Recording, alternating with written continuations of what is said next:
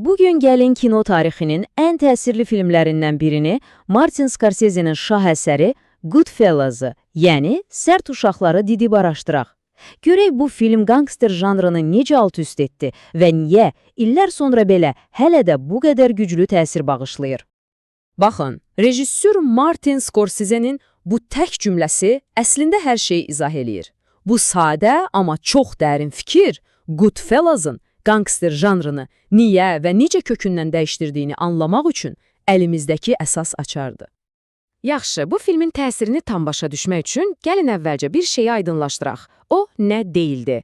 Yəni, o vaxta qədərki gangster filmlərindən fərqi nə idi ki?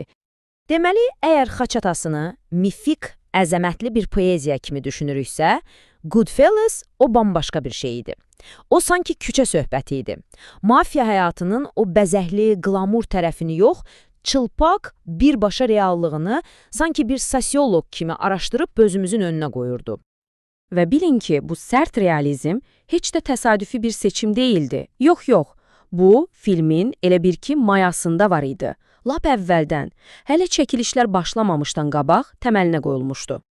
Bütün film əslində jurnalist Nicholas Pilegini'nin yazdığı bir kitaba əsaslanır. Bu kitab real həyatda mafiya üzvü olan, sonra da informatora çevrilən Henry Hill'in hekayəsindən bəhs edirdi. Yəni, bu kitab film üçün sanki bir yol xəritəsi idi. Hər şey oradaydı.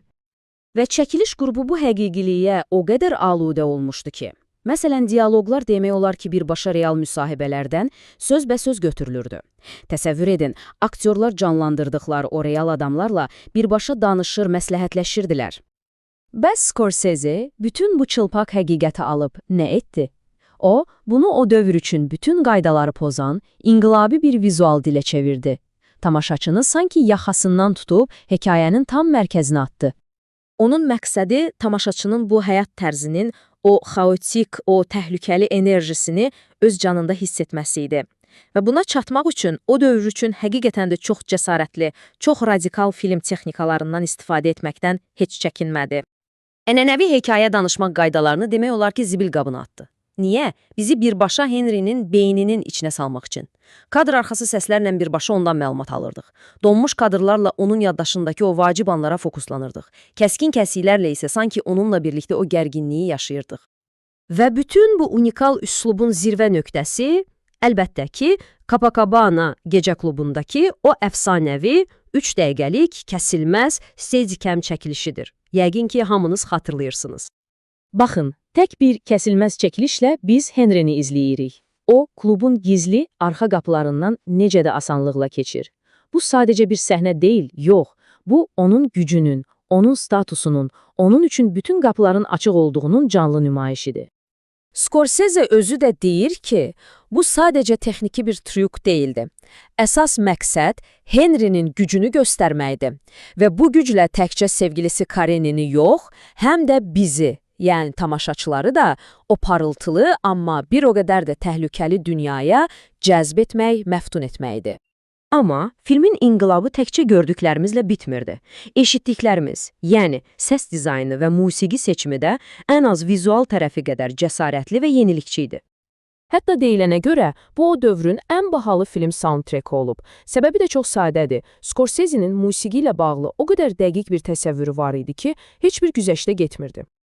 O, istifadə etdiyi pop mahnılarını hələ çəkilişlərdən illər əvvəl seçmişdi.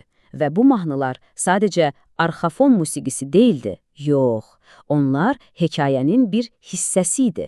Personajların hisslərini, dövrün ab-havasını və səhnənin gərginliyini birbaşa ifadə edirdi. Musiqidən başqa, filmin səs dünyasını müəyyən edən bir şey də var. Onun o çılpaq, gözlənilməz, spontan enerjisi. Və bu enerji ən yaxşı harada üzə çıxır?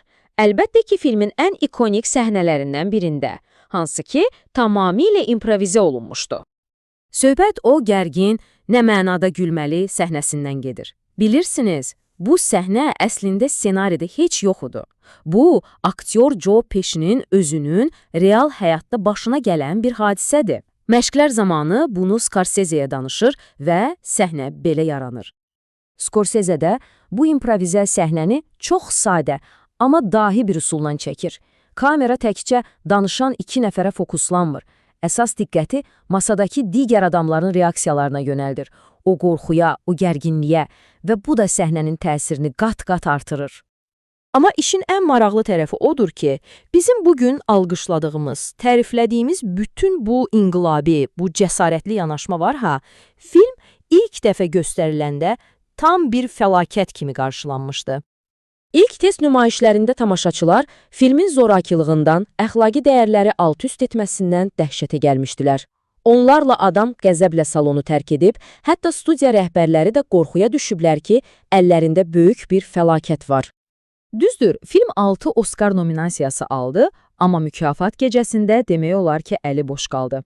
Həmin il Akademiya daha ənənəvi bir filmə, canavarlarla rəqsə üstünlük verdi və ən yaxşı film, rejissor, montaj kimi əsas mükafatları ona verdi.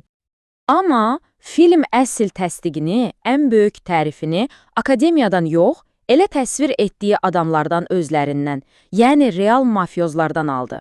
Onlar filmin o amansız dürüstlüyünü görüb deyirdilər ki, bu elə bir bizim ev videosudur.